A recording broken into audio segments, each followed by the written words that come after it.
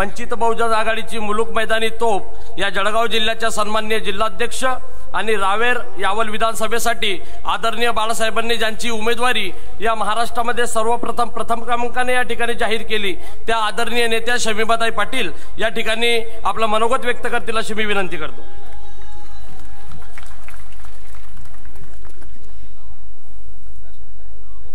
या विचार मंचावर उपस्थित महाराष्ट्रातल्या तमाम वंचितांचे सत्ता उद्धारक व इथल्या प्रत्येक उपेक्षित अनुलक्षित आणि दुर्लक्षित घटकाला संसदेमध्ये विधिमंडळामध्ये बसण्याचा हक्क आणि अधिकार आहे। बाबासाहेबांनी केलेल्या लोकशाहीची रचना आणि त्यामध्ये आज गरज पडली म्हणून पुनर्रचनेसाठी धडपडणारे आमचे नेते आदरणीय बाळासाहेब आंबेडकर, त्यासोबतच राजस्थानमधून आमच्या भूमिकेवर विश्वास ठेवत आमच्या सोबतीने उभे राहणारे आदरणीय राजकुमारजी राऊत सर आणि या विचार मंचावर उपस्थित चोपडा विधानसभेसाठी ज्यांची अधिकृत अशी उमेदवारी आदरणीय बाळासाहेबांनी अधिकृत जाहीर केली आहे असे आमचे आदिवासी समाजाचे नेते आदरणीय सुनील भाऊ गायकवाड आणि या सभेला उपस्थित अगदी बोराजंटी पासून तर चोपड्याला लागून असलेल्या सगळ्यात शेवटच्या पाड्यातून, ताड्यातून, वाड्यातून, वस्तीतून आपण ज्या विश्वासाने इथे एकत्रित राहिला त्या तमाम आदिवासी त्यासोबतच सर्व समाज बांधवांना माझा सविनय क्रांतिकारी जय भीम, जय आदिवासी, जय जोहार।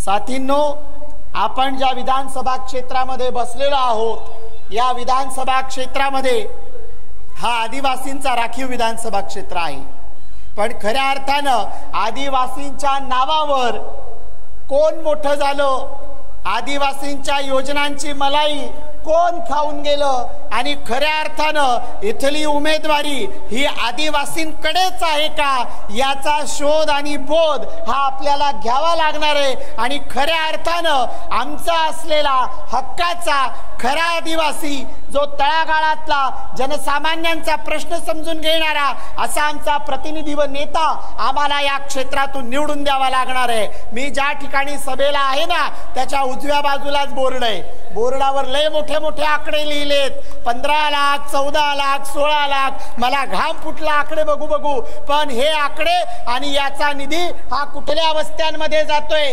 इथे यावलला आदिवासी प्रकल्प कार्यालय आहे, वार्षिक निधी येतो किती 1250 कोटी रुपयाचा। या 1250 कोटी रुपयामधून कुणाचा विकास झाला, कशाने झाला, कोण मोठं झालं, या सगळ्या गोष्टींचा खऱ्या अर्थाने आपल्याला जर हिशोब विचारायचा असेल, वाड्या, वस्ती, ताड्या, तांडा, पाड्यामध्ये राहणारा, सातपुड्यांच्या डोंगर दऱ्यांमध्ये राहणारा, तापी, गिरणा, पूर्णा, धाडी, मोर या नदी पात्राच्या काठाला राहून आपला उदरनिर्वाह करणारा इथला आदिवासी समुदाय का म्हणून दुर्लक्षित ठेवला जातोय, कुणाच्या सांगण्यावरून दुर्लक्षित ठेवला जातोय?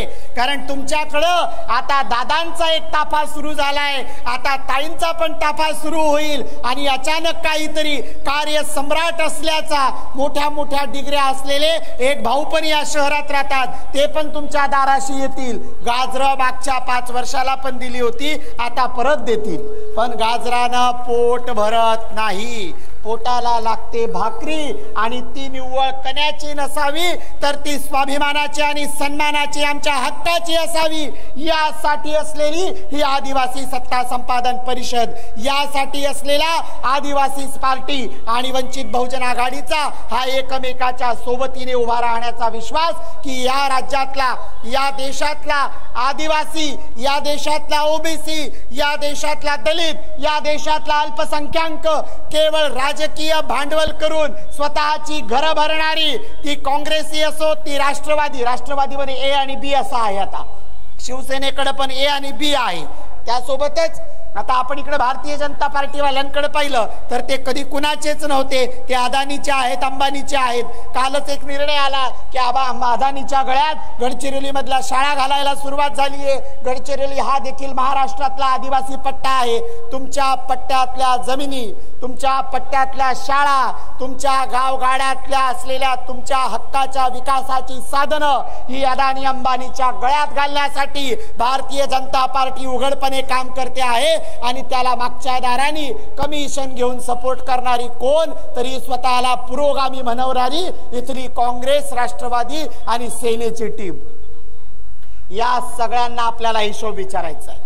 आणि हिशोब विचारण्यासाठी कसा, आमचा न शिकलेला माणूस कागद देऊ शकत नाही, त्याला चोपड्याच्या तहसीलदाराकडे यायचं म्हटलं तर गावातलं 12वी शिकलेलं पोरगा हाताशी पकडायला लागते, अर्ज लिहून दे बाबा। इकडे आल्यानंतर तो क्लर्क सांगतो याच्यात 2 चुका आहेत, मग बाहेर बसलेला वेंडर असतो, वेंडर दणकन 100 रुपये घेतो, बाबाच्या खिशात तर फक्त 100च रुपये असतात, मग काय हा परत जातो आणि तो कागद तसाच राहतो। म्हणून आपल्याला कागदावरचा हिशोब विचारता येणार नाही, पण हिशोब करणारे आम्हाला बदलवता येतील आणि ती बदलवण्याची ताकद आमच्याकडे आहे। ती ताकद बाबासाहेबांना तुमच्या या बोटात दिली आहे, तुमच्या या एका बोटानं जादू घडते। आणि म्हणून बाबासाहेबांना दिलेली मतपेटीतून आमचा प्रतिनिधी, काही काही लोक म्हणतात मतपेटीतून राजा जन्माला येतो, अरे आमच्या बापाच्या बापानं या देशातून राजा व्यवस्थाच कायमची बात केली, आम्हाला प्रतिनिधी दिला जातो जो आमचा हक्क आणि अधिकार आणि आमच्या सन्मानाची भूमिका ठेवतो,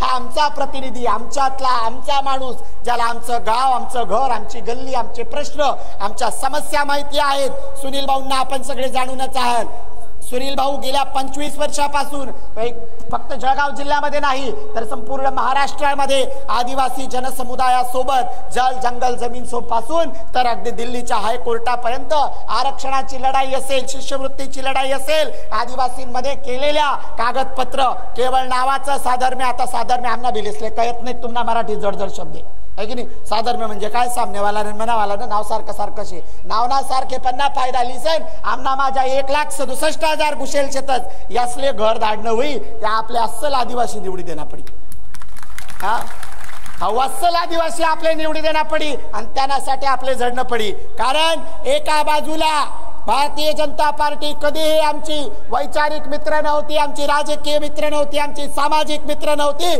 कारण ज्या मनुवादाच्या विचारधारेतून त्यांचा जन्म झालेला आहे ते या देशात केवळ शोषणाची परंपरा कायम ठेवण्यासाठी काम करतात। आणि एका बाजूला आम्हाला फक्त गोड गुलाबी दिशाभूल करून काम करणारी ही काँग्रेस असेल, त्यासोबत काँग्रेसचे असलेले आता बाकीचे डावे आणि उजवे असतील, हे सगळेच्या सगळे आमची दिशाभूल करत आलेले आहेत। आज आमच्या आरक्षणावर गदा येऊन टेपली आहे। सकाळपासून ज्यावेळपासून आदरणीय बाळासाहेबांसोबत प्रवास करते आहे त्यावेळपासून आदरणीय बाळासाहेबांनी सातत्याने 5 ते 6 वेळा पदाधिकाऱ्यांसोबत, कार्यकर्त्यांसोबत चर्चा करत असताना आरक्षण ओबीसींच्या दरवाजाच्या आत घुसले आहेत, तुमच्या दरवाजावर लात आहे आणि ही लात कुणाची असणार आहे तर या काँग्रेस, भारतीय जनता पार्टी, शिवसेनावाल्यांची असणार आहे। आमचे आरक्षण घालवायची आणि आम्हाला परत भिकेला लावायचं, हे षडयंत्र जर आपल्याला हाणून पाडायचं असेल तर आपल्याला आपल्या सोबतीने आपल्या हक्काच्या या लढाईमध्ये, या राजकीय परिवर्तनाच्या लढाईमध्ये एकजूट बांधावी लागेल। इथला दलित, आदिवासी, ओबीसी आणि अल्पसंख्याक एकजूट व्हावा लागेल आणि येणाऱ्या विधानसभांमध्ये आपल्याला ही परिवर्तनाची जी नांदी आहे ती कायम करावी लागेल। एवढं बोलून माझी भूमिका संपवते। आपणा सर्वांचे धन्यवाद। पुन्हा एकदा सर्वांना जय भीम,